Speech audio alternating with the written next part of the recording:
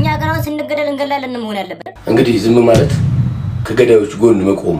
የምር የአባትነት ስሜት ካላችሁ ነገ ዛሬ ሳትሉ ቀደሙና ውጡ። እንደ ክርስቲያኑ የተኛ ፍጡር እኮ የለም። የተመረጡና የተሾሙ ሰዎች በቤተ መንግስት ይኖራሉ።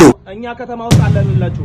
ሰላም ኦርቶዶክሳውያን ባለማህተቦች እንደምቆያችሁ እንደምናረፈዳችሁ ነው። ዛሬም በወቅታዊና በአዲስ በሆነ መረጃ ተመልሼ መጥቻለሁ። በዛሬው ቪዲዮአችን የዛሬው መናገሪያ አጀንዳችን እንግዲህ በምስራቅ አርሲ ላይ ብዙ ኦርቶዶክሳውያን ክርስቲያን ባለማህተቦች እየተገደሉ ነው። ይህንስ ጉዳይስ አባቶች ምን አሉ፣ ሌሎችን ነገር አብረን የምንመለከት ይሆናል። እስከ ቪዲዮ መጨረሻ አብራችሁን ቆዩ። ቪዲዮን ከመጀመራችሁ በፊት ላይክ፣ ሼር፣ ሰብስክራይብ ማድረጋችሁን እንዳዘነጉ።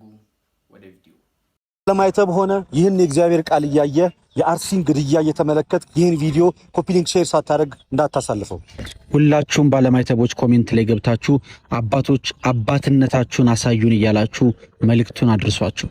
አባቶቻችን በዚህ መጽሐፍ በዚህ በታላቁ መጽሐፋችን እንደተነገረው ክርስቶስ ጴጥሮስ ሆይ ትወደኛለህን ሲለው አዎ እንደወደ አንተ ታውቃለህ ሲለው በጎቼን ጠብቅ እንዳለው አባቶቻችን ስለዚህ መጽሐፍ ስለተቀበላችሁት አደራ ብለን ምንለምናችሁ የቅዱስ ሲኖዶስ አባላት ብፁዓን አባቶቻችን ብፁዕ ወቅዱስ አቡነ ማትያስ እባካችሁ ድምጻችንን ስሙልን፣ የህዝቡን ጩኸት ተመልከቱልን፣ መፍትሄ ወደሚሰጠን አካል ድምጻችንን አሰሙልን። ከዚህ ቀድሞ ቤተክርስቲያን ለሁለት ልትከፈል ስትል አፋጣኝ ጉባኤ አድርጋችሁ መፍትሄ እንዳሰጣችሁን ከመንግስት አካል ጋርም ተነጋግራችሁ መፍትሄ እንዳሰጣችሁን አሁንም በየቦታው ያለቁ ላሉት በተለይ በአርሲ እየሞቱ ለሚገኙት ክርስቲያኖች አፋጣኝ ምላሽ እንድናገኝ ድምጻችንን አሰሙልን፣ ሰብስቡን፣ አለንላችሁ በሉን፣ ከፊት ወጣችሁ ቀደሙልን፣ አባታዊ ግዴታችሁን ተወጡ ስንል ልጆቻችሁ በመንፈስ የወለዳችሁ ልጆቻችሁ በታላቅ ትህትና እንጠይቃችኋለን። ከዚህ በላይ መሞት፣ ከዚህ በላይ መገደል በአርሲ ምድር ላይ ይብቃ። አባቶች እንደ አቡነ ጴጥሮስ እንድትሆኑልን፣ እንደ ቅዱስ ዮሐንስ አፈወርቅ እንድትሆኑልን እንፈልጋለን። አደራችሁን እንድትወጡ፣ እንድትሰበስቡን፣ ከፊት እንድትቀድሙልን፣ አለንላችሁ ብላችሁ መፍትሄ እንድታሰጡን ቅዱስ ሲኖዶስ የቅዱስ ሲኖዶስ አባል የሆናችሁ ብፁዓን አባቶቻችንን በታላቅ ትህትናና ስለዚህ መጽሐፍ ስለተቀበላችሁት አደራ እንለምናችኋለን። በአርሲ ክርስቲያኖች ደም ስም እንማጸናችኋለን። በሞቱት ሕፃናት ስም እንማጸናችኋለን። በተቃጠለችው ቤተክርስቲያን ስም አባቶቻችን እንለምናችኋለን። ድምጻችንን አሰሙልን። መደራጀት ባለብን አካልና አቅም ልክ ተደራጅተን ጠቅላይ ቤተ ክህነትና ቅዱስ ሲኖዶስን እንጠይቅ። ሶስተኛ መፍትሄ የመንግስት አመራር ኦርቶዶክሳዊ የሆንህ በእውነት የመንግስት አመራር የሆንህ ከየትኛውም አይነት ዳር ያለህ አግዙንና ጠቅላይ ሚኒስትሩ ቢሮ ድረስ ተገብቶ ክርስቲያኖች መኖር የማይችሉባት ሀገር የሆነችበት ምስጢር ምን እንደሆነ እንጠይቅ። ይህን ሶስት ሰንሰለት እናስኪደው። የተለያየ ሀሳብ አያስፈልግም። ብዙ ነን። ግማሹ ወደ ቅዱስ ሲኖዶስ ያምራ፣ ወደ ጠቅላይ ቤተ ክህነቱ ያምራ፣ ግማሹ ልቅሶ ይድረስ፣ ግማሹ ደግሞ ከፊሎቻችን ስርዓተ መንግስቱን ለምን ብለን እንጠይቅ። ይህ ሁሉ ጎዳና የማይሳካ ከሆነ በቅርብ ቀን ይሄን ሞክረን ሁሉም ክርስቲያን በያለበት ሰልፍ ይውጣና አትግደሉ ነው ኑ እንግደላችሁ ብለን ልንጠራቸው አይደለም። እንወጣ አትግደሉ ተውን ቢያንስ እንበል እስኪ ዘመድ ተውንን እንዴ ምን ገላችሁን ዝም ብላችሁ ዝም በሉ አይባልም እኮ ተፈጥሮ ራሱ ዝም አያሰኝም። እየደበደቡ ዝም በሉ ይባላል አለ። በርግጥ አዎ ድሮ ሰው ሲገርፍ ህፃናት ሲገረፉ እየቀጠቀጡ እናት አባት ደግሞ ዝም በል ይላል፣ ዋጣት ይላል። እየቀጠቀጡ ማለት እየመጡ ደግሞ ቢያንስ ዱለውንም ይማቱ፣ ቢያንስ እንዲጮሁ እንኳን ይፍቀዱልን እንጂ እንድንጮህ ይፍቀዱልን። ይምቱን ግን እንድንጮህ ደግሞ አይከልክሉን፣ እንጮህ።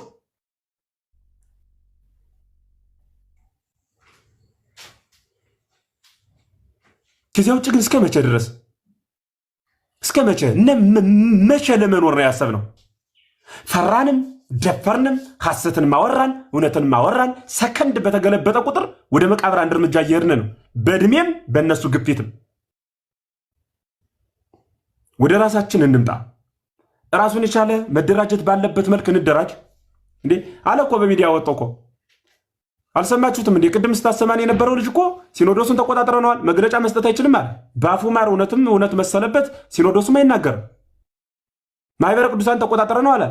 ማህበረ ቅዱሳን አንድ ክርስቲያን ተጠመቀ ሲባል በየቀኑ ይዘግብልናል። አንድ ክርስቲያን ሞተ ሲባል የት እየሄደ ነው? ሲጠመቅ ነው የሚዘግብ። ሲሞት ሳያውቃቸው የሞተው። ሌላው ማህበር ምን እየሰራ ነው? ጃንደረባው እነ ዲያቆን ሄኖክ ኃይሌ እንዘምር ብለው ለዝማሬ ከቁጥር ልፍ የሆነ ሰው በመስቀል አደባባይ ሰብስባል። ጥሩ ነው እንኳን አዘመሩ እና በዚያ ህዝቡን በሰበሰቡበት ደግሞ የሞት ቀን ደግሞ አዋጅ አውጁን ይምጡ እንጂ ምን ሆናችሁ ነው? ለምንድን ነው የገደላችሁን ይበሉ እንጂ ይምጡና ያዘመሩት ህዝብ እየተገደለ ነው። ይምጡና ይገላግሉ። ይስጡ ሐሳብ። ሌላውም የሚመለከተው በየዘርፉ መናገር የሚችል በንግግሩ መስራት የሚችል በስራው ሀብት ያለው በሀብቱ ሁሉም በየድርሻው ይናገር ያገልግል። ለአንድ ሳምንት እየጮሁ ዝም ለአንድ ሳምንት እየጮሁ ዝም። ይህ ከሆነ ለሀገርም ለመንደርም ለግልም ለህልውናም ለነገም ለታሪክም ለትውፊትም ያገለግል ስርዓት አይደለም። እየጮሁ ከማለቅ እየነደዱ ከመሞት ውጪ ምንም አይነት ትርጉም ሊኖር አይችልም። ስለዚህ እውነት እላችኋለሁ እንደ ክርስቲያን አረ ፖለቲካ እንዳይሆን አረ እንዲሁ እንደዚህ እንዳይሆን አትግደሉ ነው እኮ ዘመድ ሰው አትግደሉ ፖለቲካ ነው ሽምግልና ወላ እኮ ነው። አንድ ሁለተኛ እኔ እኮ እየገደሉኛል ተው አትግደለኝ ብሎ መጮህ ዝም እየመቀጠቀጠነ እንዳጮህ ይባላል። ይህንን በድፍረት መናገር ይጠይቃል። በድፍረት የሆነ ጳጳስ የሆነ ሀገረ ስብከት ሰራተኛ የሆነ ምናምን እዚያ ጀላብየውን ይጎትት ለክርስቲያን ካልሆነ ምን ይሰራልኛል? ህዝብ ሲያልቅ በህግ አምላክ የማይል ስለ እግዚአብሔር የማይል ምን ይሰራል ያለ እኔ አባቴ አይደለም እንዲህ አይነት አባትም የለኝም። ምን ይሰራል ይሄ? እንዴት ቤተክርስቲያን 100 ዓመት ታሪክ ያስቆጠረች ቤተክርስቲያን ነደደች ስትባል ቤተክርስቲያን ምዕመናኑ በውስጡ ተቃጠሉ ሲባል 15 30 40 አስከሬን በየቀኑ ተቀበረ ሲባል ሰው እንዴት አይናገርም? ሰው ወጥቶ ሐሳብ አይሰጥም ወይ? ሰው ሐሳብ አይሰጥም ወይ? የቀሚስ ዲዛይን ለመምረጥ አውሮፓ የሚሄደው ጳጳስ የክርስቲያኖች ልቀት የማይገደው ከሆነ ምን ይሰራልኛል ይሄ ለኔ? በምን ቋንቋ ነው ክርስቶስን በጠራውበት አንደበት የእርሱን አባቴ ብዬ ልጠራው ምችለው? ለምን እንደ ክርስትና ሊቆጨን ሊመርዘን ይገባል። ከልብ ማለት ነው። ክርስቲያን ስትሆን ብቻ ነው የሚገባ ይሄ የክርስቶስ ልጅ በደመ ክርስቶስ የከበረ የክርስቶስ ደም የተዋሃደው ደም መሆኑን ያለ አግባብ የፈሰሰው መሆኑን የምትረዳው ክርስቲያን መሆን ስትችል ብቻ ነው። ክርስቲያን መሆን ካልቻል ደሙ አይገባህም። ተረት ነው የሚመስልህ፣ ወሬ ነው የሚመስልህ፣ ፖለቲካ ነው የሚመስልህ፣ ጩኸት ነው የሚመስልህ። የፈሰሰው ግን ደመ ክርስቶስ መሆኑን ስታስብ ያኔ ይገባሃል እውነታው። ለምን እስከ መቼ ድረስ ቤተክርስቲያን በዚህ ትቀጥላለች? እስከ መቼ ድረስ ነው መግደል ትችላላችሁ መሞት ግን እንችላለን እያልን የምንቀጥለው? ለምንድን ነው የምንሞተው? ክርስቶስን እናመልከው ዘንድ ዕድሜ በሰጠን በክርስቶስ ጸጋ መኖር እንፈልጋለን። ለምን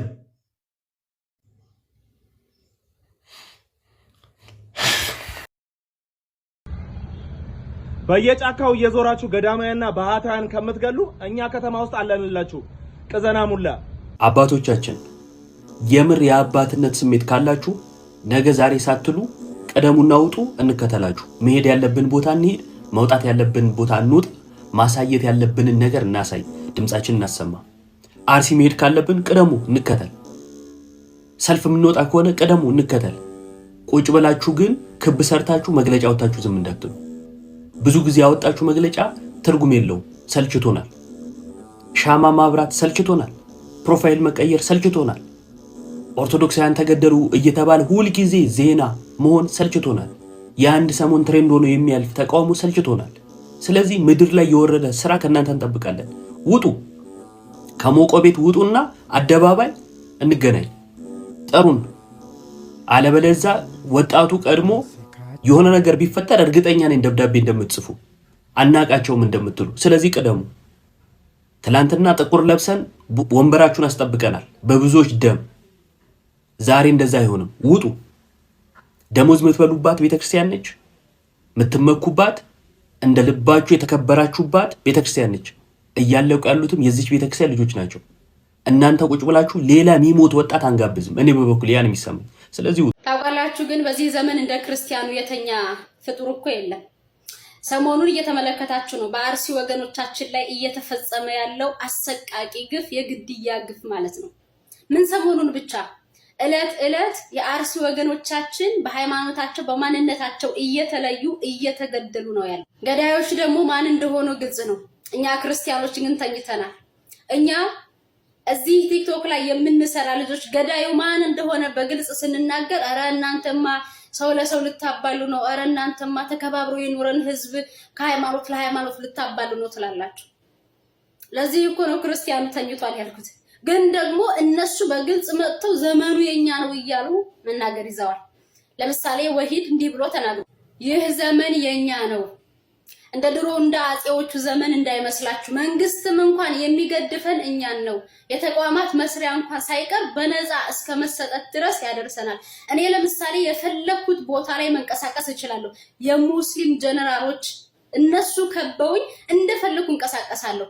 ክርስቲያኖች ግን አይደለም ቤት ተቋማት ለመስራት በነፃ መሰጠት ይቅርና እንደፈለጋችሁ እንኳን መንቀሳቀስ አትችሉ። ምክንያቱም ዘመኑ የኛ ነው።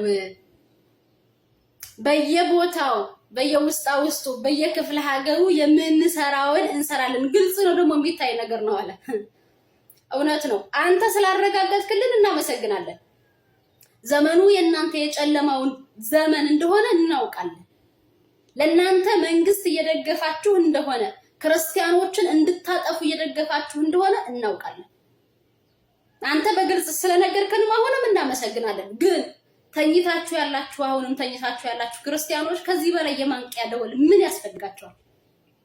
ምን ያስፈልጋል ከዚህ በላይ? ዘመኑ የኛ ነው፣ መንግስትም ይደግፈናል፣ የፈለግነውን እናደርጋለን። የፈለግነውን ደግሞ አድርገን በራሳችን ፌደራሎች በራሳችን ጀነራሎች ደግሞ ታጅበን እንደፈለግን እንሆናለን። እናንተ ግን ምንም የመሆን አቅም የላችሁም ተብሎ ከመነገር በላይ በአደባባይ ምን ሊያነቃችሁ ነው?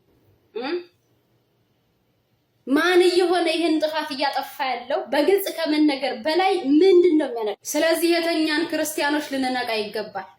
በዚህ አጋጣሚ ላንተ ለውሂድና ለመሰሎች የምናገረው ነገር ቢኖር ለእናንተ በዚህ ዘመን አዎን መንግስት አለላችሁ፣ ለኛ ግን መድኃኔዓለም አለ። እናንተ እንድታጠፉ የሚተባበራችሁ መንግስት አለላችሁ፣ እኛ ደግሞ እግዚአብሔር ክርስቶስ አለ። ስለዚህ የጊዜ ጉዳይ እንጂ አንተም ልክ በአጼዎች ዘመን እንደነበሩትኝ ወገኖችም ሆነ አይቀርም። ጠብቅ። ኦርቶዶክሳዊ የሆነ ባለማተም የሆነ በአርሲ ላይ የሚደረገው ግፍ ይገደኛል የሚል ሁሉም ሰው ይህንን ቪዲዮ አምስት ጊዜ ሼር እያደረገ ቢያንስ መፍትሄ እንኳን ማምጣት ባንችል ለዓለም እንዲደርስ ማድረግ ይኖርብናል። ከዚህ ቀደም በብዙ መከራ ውስጥ ያሉት የአርሲ ክርስቲያኖች ሙሉ ቤተሰብ እያለቀባቸው እየተጎዱ ህፃናት እግራቸው እየተቆረጠ ጡት የሚጠቡ ህፃናት እየሞቱ በጣም በርካታ ነገር እንደነበረ አስመልክቻችኋለሁ፣ ዘግቤላችኋለሁ። አሁንም በአርሲ እየተደረገ ያለው ግድያ፣ በኦርቶዶክሳውያን ላይ እየተደረገ ያለው ግድያ አሁንም ድረስ አላቆመም። ቁጥራቸው ያልታወቀ በርከት ያሉ ሰዎች በግፍ እየተገደሉ ነው ያሉት። የቅዱስ ገብርኤል ቤተክርስቲያንም ሙሉ ለሙሉ በሚባል ደረጃ ተቃጥሏል። እናም ቤተክርስቲያን አሁንም በስደት ላይ ነው ያለችው። አርሲ ላይ በዓለም ዙሪያ ያላችሁ ክርስቲያኖች ለአርሲ ክርስቲያኖች ጸልዩላቸው። ይሄንንም የሚመለከቱ አካላት በአፋጣኝ መልስ እንዲሰጡንና በአካባቢው ላይ ሰላም እንዲፈጠር እንዲያደርጉ እንጠይቃለን። ቤተክርስቲያን በዚህ ውስጥም ሆና ታልፋለች፣ ትሻገራለች። እኔ ቢኒያም ለመፍትሄው ግንባሬን እሰጣለሁ። ጥቃት አንገሽግሾኛል። ውድ ኦርቶዶክሳውያን ይህ ቪዲዮ ለብዙ ነቃ ደንገጥ ላሉ ኦርቶዶክሳውያን እንዲዳረስልኝ ስለምፈልግ የቻላችሁትን ያክል ጊዜ ኮፒ ሊንክ፣ ሪፖስት፣ ሼር እያደረጋችሁ እንዲሁም ኮሜንቱን በጠቅላላ ሃይማኖቴ ቀይ መስመሬ ናት እያላችሁ ኮሜንቱን እያጥለቀለቃችሁ ለብዙሃን እንዲዳረስ አድርጉልኝ። በመጀመሪያ ደረጃ ሁላችሁም እንድታውቁልኝ የምፈልገው ነገር ቢኖር እኔ ቢኒያም የትኛውም አይነት ፖለቲካ ውስጥ እንደሌለሁበትና ከየትኛውም የፖለቲካ አመለካከት ካለው ጋር እንዳታነካኩኝ ነው። ይህን መጀመሪያ ተረዱልኝ። የኔ ፖለቲካ ሃይማኖቴና ሃይማኖቴ ብቻ ነው። እንግዲህ ትላንት እንደሰማነው በአርሲ ኦርቶዶክሳውያን ላይ በግፍ እየተጨፈጨፉ ነው። ይህ ነገር ተደጋጋሚ ጊዜ እየተፈጸመ ነው። ታዲያ በዚህ በኦርቶዶክሳውያን ጭፍጨፋ ዙሪያ በሰው ልጅ ላይ አለ ብዬ የማምነው መፍትሄ መደራጀትና ራስን መከላከል ነው። ወዳጄ የዳዊትን ጠጠር ከዳዊት አምላክ ጋር ይዘህ ገዳይን እስካልተጋፈጥክ ድረስ መቼም ይሄ ግድያ የሚቆም አይደለም። እንደምታውቁት ጥቃቱ ሃይማኖታችን ላይ ነው። እኛ ደግሞ ማድረግ ያለብን ሃይማኖታችንን ለማቆየት ጥቃቱን መከላከል ነው። የሚገሉን በሃይማኖታችን ነው፣ የምንከላከለውም ሃይማኖታችንን ነው። ምስራቅ አርሲ ላይ ያሉ ኦርቶዶክሳውያንን በቀላሉ መግደል የቻሉት ህዝቡ በመጀመሪያም በጎሳና በዘር ስለተከፋፈለላቸው ነው። አንተ አማራ፣ አንቺ ኦሮሞ፣ አንቺ እንዲነሽ እየተባለ ራሳቸው አክራሪ ብሔርተኞች ናቸው ይህን ነገር የፈጠሩብን። ስለዚህ ግድያውን ቀላል ያደረገው ይህ መከፋፈላችን ነው። ይህን መከፋፈላችንን ትተን ለጠላት ምቹ ከመሆን እኛ ኦርቶዶክሳውያን በአንድነት ከቆምን ይህን ነገር ልናስቆም እንችላለን። እንደ አንድ የቅድስት ቤተክርስቲያን ልጅ ጥቃቱ በጣም አንገሽግሾኛል። እናም ከይቅርታ ጋር በአውደ ምሕረት ላይ የሚደረጉ ስብከቶች በጠቅላላ ማደንዘዣ የሆኑ እየተሰማኝ ነው። በአውደ ምሕረት ላይ የምንማራቸው እያንዳንዱ ትምህርቶች ቅድስት ቤተክርስቲያን ስትኖርና እኛም ነፃነት ኖሮን ቅድስት ቤተክርስቲያን ግቢ ውስጥ ስንገኝ ብቻ ነው የምንሰማው። ሃይማኖት እየተጠቃች የግል ህይወት መምራት ራሱ ከብዶኛል። የአርሲ ኦርቶዶክሳውያን ሁኔታ ዕለት ከዕለት ያንገበግበኛል፣ ይሰማኛል። መደራጀት የሚለውን ነገር ስለማምንበት ራስን መከላከል ለሚለው መርህ ራሴን አሳልፌ እሰጣለሁ። ሊደራጅ የሚችል አካል በጠቅላላ እኔን አባሉ አድርጎ ይቁጠረኝ። የትኛውንም መስዋዕት ለሃይማኖቴ ለመክፈል ለማህተቤ ለመክፈል ዝግጁ ነኝ። ምስራቅ አርሲ ያሉ ኦርቶዶክሳውያንን የገደሉ በጠቅላላ ልፋለማቸው ዝግጁ ነኝ። ከቤተ ክርስቲያኔ ውጭ ህይወት የለኝም። ስለሷ ጠላትን እዋጋለሁ፣ ለህዝቧም ግንባሬን እሰጣለሁ። ሃይማኖቴ ከምንም ነገር ጋር የማላወዳድራት ደመና ደመና ደመና ጥሩ ነው፣ ዝናብም ደስ ይላል። ደመና ጥሩ ነው፣ ዝናብም ደስ ይላል። ደም ደም መና ሲሆን ግን ደም መና ሲሆን ግን ደም ደም መና ሲሆን ግን በጣም ያሳዝናል። የተመረጡና የተሾሙ ሰዎች በቤተ መንግስት ይኖራሉ። እኛ ክርስቲያኖች የክርስቶስ ነገስታት ነን። እንዲያማ ከሆነ መኖሪያችን በሱ ቤተ መንግስት ነው። ቤተ መንግስታችን ደግሞ ቤተ ክርስቲያን ናት። በዚህ እንኖራለን። አጃቢዎቻችን ደግሞ ብርሃን የለበሱ መላእክት ሚካኤልና ሰበርና አስደንጋጭ መረጃ። በአሁኑ ሰዓት በመንግስትና በአዲስ አበባ ከተማ ከንቲባ አዳነች አቤቤ ላይ ከፍተኛ ተቃውሞና ወቀሳ ተነስቷል። ከንቲባዋ ተወልደው ባደጉበትና በተማሩበት እንዲሁም መምህርና ርዕሰ መምህር ሆነው ባደጉበት በምስራቅ አርሲ አሰኮ ወረዳ በምዕመናን ላይ በተሰነዘረ ጥቃት የ37 ምዕመናን ህይወት አልፏል። 234 መኖሪያ ቤቶችና ከ100 ዓመት በላይ ያስቆጠረው የታሪካዊው የጠላት አጨፋ ቅዱስ ገብርኤል ቤተክርስቲያን ሙሉ በሙሉ ወድመዋል። ይህ ሁሉ ግፍ በገዛ ትውልድ ስፍራቸው ላይ ሲፈጸምና እናቶች በየጫካው እየተንከራተቱ ባሉበት በዚህ አስጨናቂ ሰዓት ከንቲባዋ ድርጊቱን ለማውገዝ እንኳን ሳይደፍሩ ዝምታ መምረጣቸው በህዝቡ ዘንድ ከፍተኛ ቁጣን ቀስቅሷል። ሐሳባችሁን በኮሜንት አጋሩኝ። ፎሎ የሰው ልጅ እንዴት ጅብ ይበላዋል? እኛ ኢትዮጵያዊ አይደለን እንዴ? ሰው እንዴት በማተቡ ታርዶ እንዴት እንደዚህ ይሆናል? ይሄ በጣም ውስጣችንን የጎዳው በማንነታችን መቼም ቀና ብለን እንዳንሄድ ያደረገን ድርጊት ነው። ከውስጣችን መቼም አይጠፋም። በመከላከያ ሰራዊት ባይመጣ ኖሮ ይሄ ልጅ አልተቀበረም ነበር። በምድራችን ላይ አትቀብሩትም ብለው 3 ቀን ድረስ አንጀቱ ተጎልጉሎ ነው። ሰው አልቀበርንም እኮ እኛ። አካላቸውን እኮ ማወቅ አቅቶን ተቆራርጠው በየቦታው ሆነው ነው ያየናቸው። እኛ እንግዲህ እናንተ የኢትዮጵያ ኦርቶዶክሳውያን የእውነት እኛ የታፈን የተጨቆን ህዝብ ነን። ማንም ሰሚ የለንም። ሰሚ አጥተን ነው የታረድ ነው። እውነት እላችኋለሁ በጣም አስከፊ ነገር ነው እኛ ያየነው። እኔ በዚህ እድሜ የሰው ልጅ ተቆራርጦ የሰው ልጅ ለየብቻ አካል ሆኖ ማየቴ ከእድሜ መተኛ ታክቶኛል። አሁን አልተኛም፣ እንቅልፍ አይዘኝም። ያንን አስክሬኑን የለቀምኩት እኔ ነኝ አንዱ። በዚህ እድሜ የታረደ አስክሬን ተሸክሜ ስሄድ በጣም የሚያሳዝን ነው። እንዴት ሆነን እንደምንኖር ሰው በሃይማኖቱ ሰው በኢትዮጵያዊነቱ አፍሮ እኔ እንጃ። በጣም የሚከብድ ነገር ነው የእውነት በጣም የሚከብድ በጣም አሳዛኝ። እኔ እንጃ በታሪክም ሰምቼ አላውቅም እንደዚህ አይነት ነገር።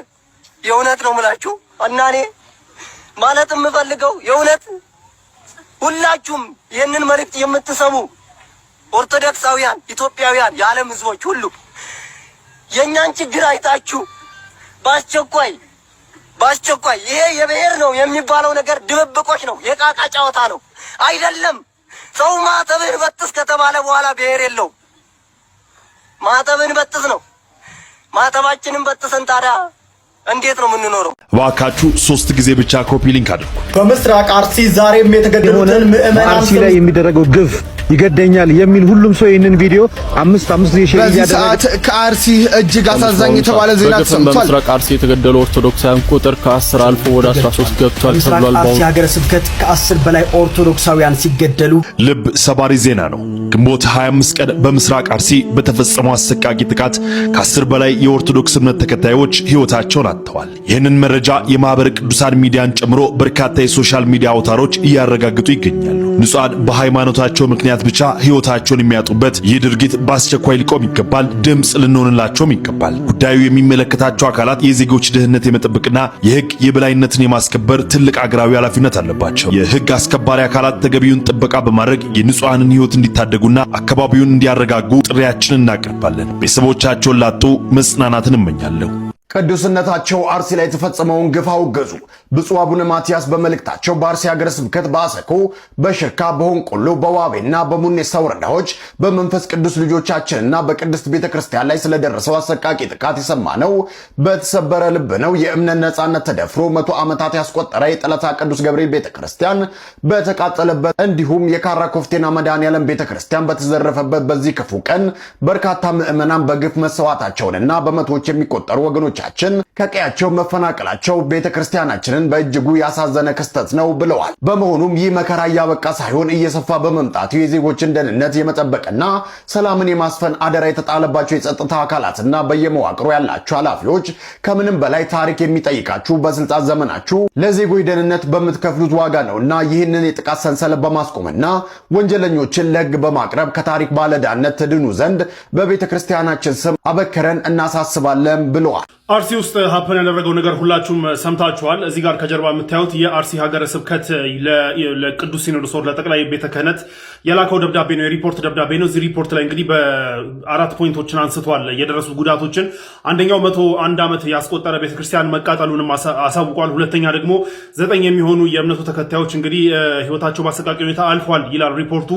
ሶስተኛ የተለያዩ የጸሎት ቦታዎች መቃጠላቸውና እንዲሁም አራተኛ ደግሞ 280 የሚሆኑ አባወራዎች በዚህ ጥቃት ምክንያት መፈናቀላቸውን ሜንሽን አድርጎ እንግዲህ ሪፖርቱን አቅርቧል ለጠቅላይ ቤተ ክህነት። እንዲሁም ጸሎት እንዲደረግለት ጠይቋል። የእምነት ተቋማት ከቅርብ ጊዜ ወደ ኢትዮጵያ ውስጥ የእምነት ተቋማት በፊት ታቡ የነበሩ የሚከበሩና ታቡ የነበሩ የእምነት ተቋማት ከቅርብ ጊዜ ወዲህ በተለይ ከሞጣው ኢንሲደንት በኋላ ኖርማላይዝ እየተደረገ መጥቷል። የእምነት ተቋማትን ማጥቃት የእምነት ተቋማት እንኳን ሊጠቁ ይቅርና በጦርነት መሃል እንኳን ራሳቸው ቢገኙ ጦር ሜዳ መሃል እንኳን ቢገኙ መጠለያ ሊሆኑና ሊከበሩ የሚገቡ ነበሩ። ነገር ግን አንፎርቹኔትሊ በተደጋጋሚ ኖርማላይዝ እየተደረገ መጥቶ እንግዲህ ኖርማል ዜና ሆኗል። የእምነት ተቋማት ተቃጠሉ፣ ወደሙናል የሚሉ ነገራቶች ኖርማል ዜና እንዲሆን ሆኗል። ይህ የሆነው እንግዲህ አለማውገዛችን ነው። በበቂ ሁኔታ አለማውገዛችን ነው። የሆነ የእምነት ተቋም ሲወድም ነው የኔ የእምነት ተቋም አይደለም ምን አገባኝ የሚል አቲቲዩድ አለብን፣ አብዛኞቻችን አለብን። አንዳንዶቻችን ደግሞ ለኛም የጠቀመ እየመሰለን ምንደግፈውም አለ። የሆነ የሌላ እምነት ተቋም ሲቃጠል ምናምን ለኛ የሚጠቅመን ይመስለንም አለን። ነግበኔ የሚባል ነገር አለ። የአንድ የእምነት ተቋም መውደም ኖርማላይዝ ከተደረገ ነገ በአንተ የማይመጣበት ምንም አይነት ምክንያት የለም። ሁላችንም የእምነት ተቋማትን ታቡ ልናደርግ ይገባል። ሪስፔክት ተደርገው የእምነት ተቋማትን መንካት በጣም ከባድ ነውር ሊሆን ይገባል። ነገር ግን ከሞጣው ኢንሲደንት በኋላ ሞጣ ላይ ከነበረው ኢንሲደንት በኋላ በተደጋጋሚ እነዚህ አይነት ነገራቶች ሀፕን ሲያደርጉና እንደ ኖርማል ዜና ሰምተን ስናልፋቸው ታይቷል ማለት ነው። ለማንኛውም ይህ ሪፖርት ወጥቷል። እንግዲህ ምን አይነት እርምጃ እንደሚወሰድና ምን አይነት እንትን እንደሚኖር ኢትስ ክሬዚ፣ ለማሰብ ራሱ ኢትስ ክሬዚ። ለማንኛውም ግን ሁላችንም ከዚህ ልንማር የሚገባው ምንድነው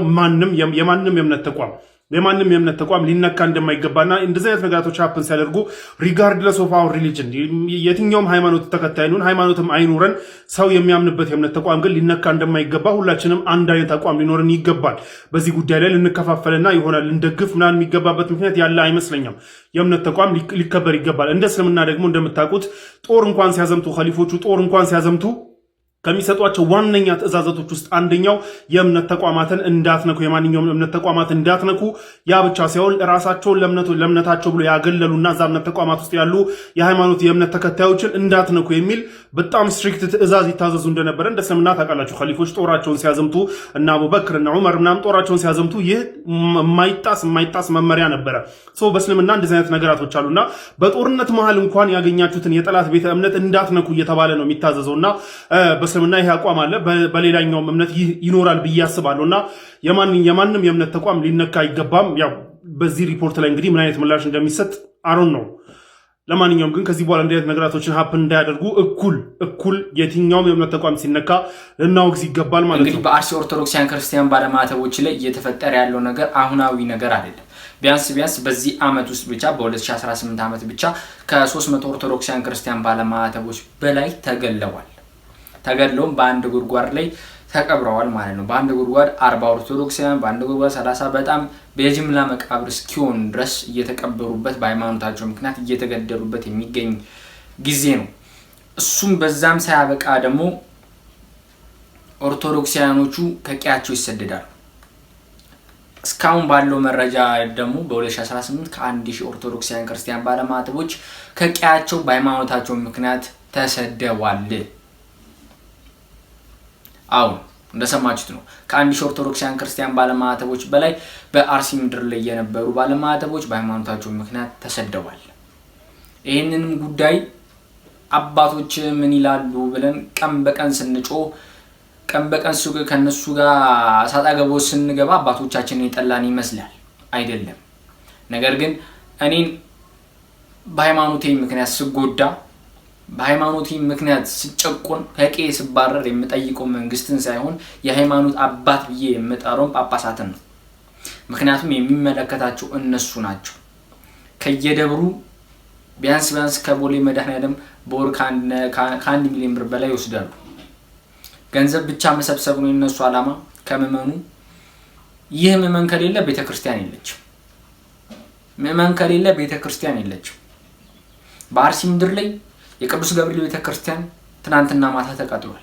101 አመት የሞላው ማለት ነው። ተቃጥሏል፣ ነዷል፣ እንደ ችቦ ነዷል። አንድ በሉ